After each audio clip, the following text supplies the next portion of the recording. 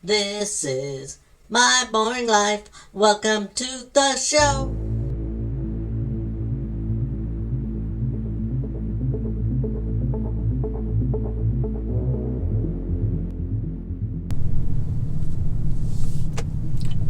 Well, hello, and welcome to episode 12 of My Boring Life. I hope you enjoyed the show. Right on. So today I've got a few things to do, and I want to talk about meeting some NBA players when I worked at the Palace of Auburn Hills in Michigan, right outside of Detroit, working for the Detroit Pistons. But I have to do some errands first. I'll be running to the bank, grabbing some money out for myself and for my mom, as it looks like my mom's symptoms for COVID are gone, so we will be going to the Inn of the Mountain Gods tomorrow. Heck yeah. I'll be doing some filming up there. Hopefully we'll win a little bit at the casino, and I'll have some good video footage of that. And after that, I will be running to CVS, pick up some stuff at the drugstore, and then heading on over to Albertsons, as today is my daughter's birthday. Happy birthday, Jessica. I can't believe you are 22 years old now. Amazing. But I'll be picking up a cake for her at Albertsons, and we'll be celebrating at about 4 o'clock this afternoon, as that's when everybody will be free. I also have my sister from the East Coast with her husband, my brother-in-law. They're both in town, so we'll have a couple people there for her birthday. And hopefully my son will not be busy with school, and he can head on over too. And that is what's going on today in my boring life.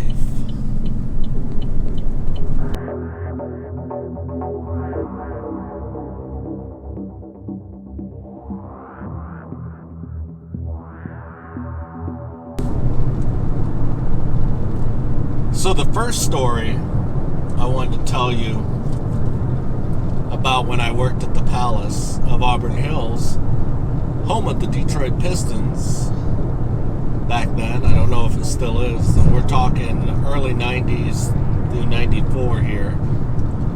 I was working an event, and it was the Harlem Globetrotters.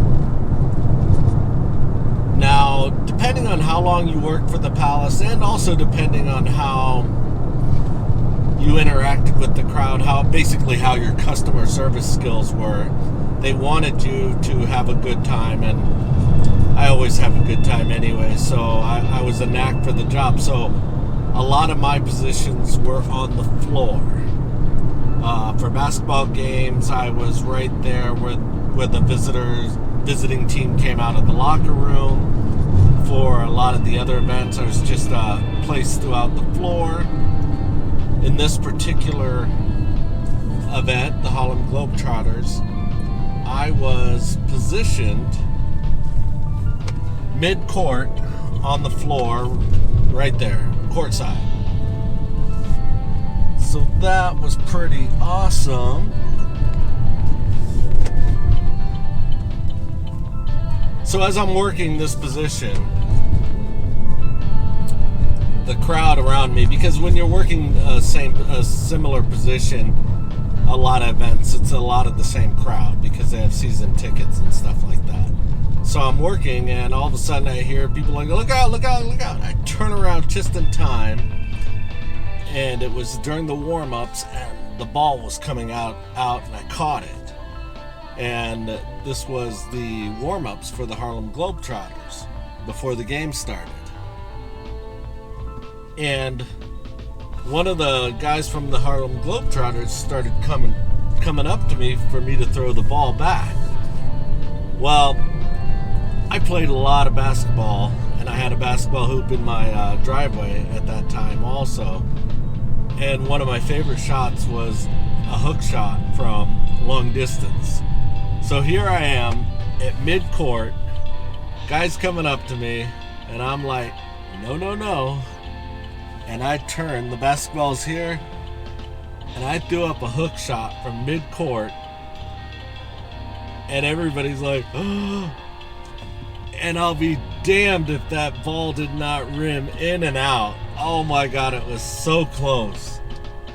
I wonder, had I made that shot, if I would have had a job with the Globetrotters, or, you know, just some visiting team, or somebody saw that and wanted to hire me for some, you know, specialty thing. But yeah, that was so fun. It was so close. I mean, we are talking, it rimmed in and out. It rimmed in and then popped out.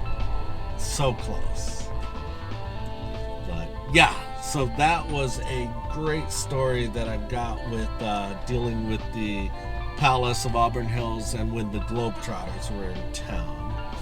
And I am pulling up to the ATM machine right now at the bank. So, of course, I will be deleting this part of the video. I'll talk to you when I'm done with the bank.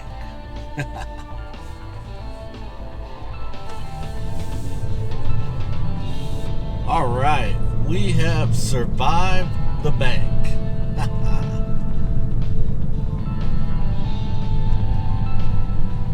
So now, next stop, CVS to pick up some stuff for my mom and a birthday card for my daughter, and then to the grocery store to pick up a cake for my daughter. Also, while working at the Palace of Auburn Hills, you would get a lot of celebrities. And back then, obviously, celebrities were different than the celebrities of today. The two biggest people that seemed to make their way to the Palace of Auburn Hills at that time was Tim Allen, the Tool Man, and Tom Arnold, Roseanne's husband. They were big fans, and I believe they both were from the Detroit area, so they had season tickets, so we saw them a lot. And there was, you know, a few minor ones, but those are the ones that stand out because they would actually take time to say hi, and they would chat a little bit. They weren't stuck up. So that was really cool on their part. So as far as top celebrities at that time, being the early 90s, Tim Allen and Tom Arnold were probably the two biggest ones that were constantly in the building.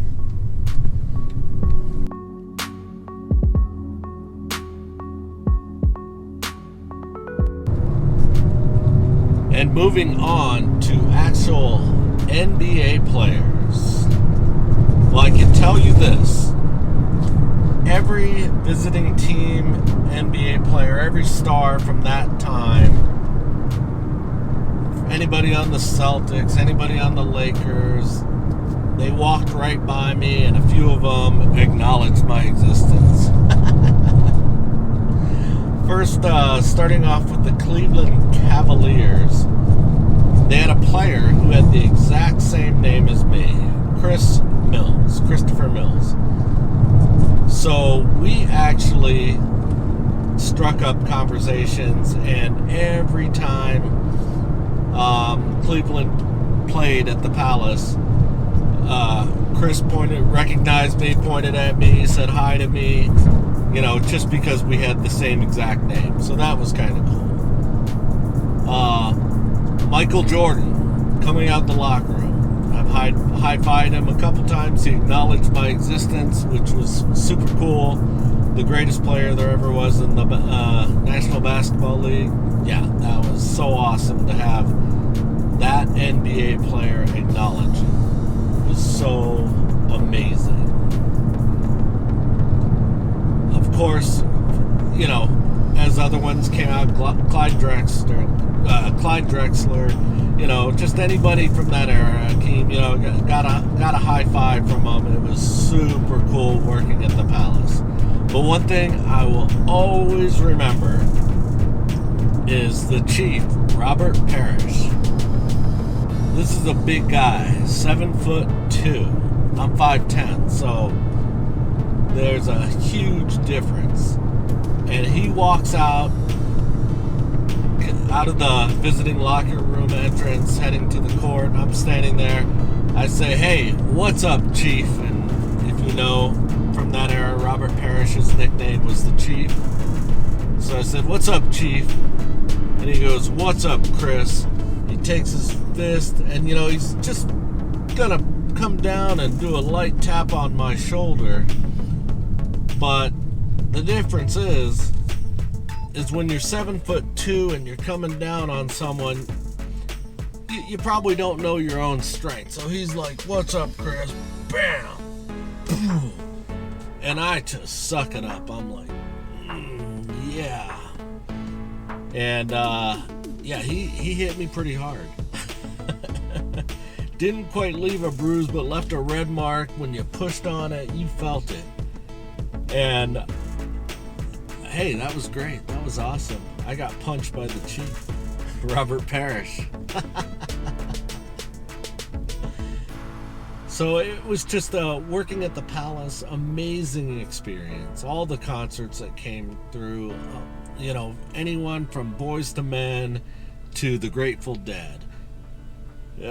Working the Grateful Dead, there was 3 concerts in a row, 3 days in a row, I believe it was, no breaks.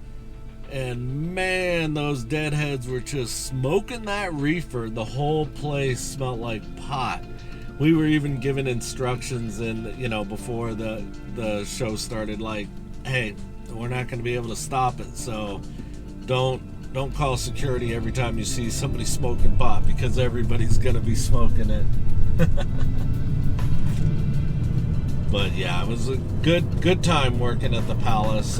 They even had an indoor soccer league. I believe it was the Detroit Rockers, and the star of the league was Drago, and obviously Eastern European guy, and great guy. Signed a soccer ball for me. I still have it. Actually, I got him to sign the soccer ball for my little sister at the time, but my little sister gave it to me, so I still have it. And we had a IHL hockey league, the Detroit Vipers, and I remember being behind the goal, about up mid-level on the first level, and everybody said, "Look out," and I turn, and of course I get hit with the hockey puck right here. But I mean, good times. Maybe that's why my shoulder's always sore still. Anyways, that's all I got for you today. I appreciate you guys spending my boring life with me, and I will see you on the next episode. But hey, please remember to like, share, comment, and subscribe. Especially subscribe. I know we're so far away from it, but we need 1,000 subscribers so that I can live stream on the phone when I'm places, rather than just recording and you get to see it after it happens. I would love to be able to live stream when I go places. So a subscription would be great. I really appreciate you guys. Wink. You guys take care. We'll see you on the next amazing video of my boring life. Take care.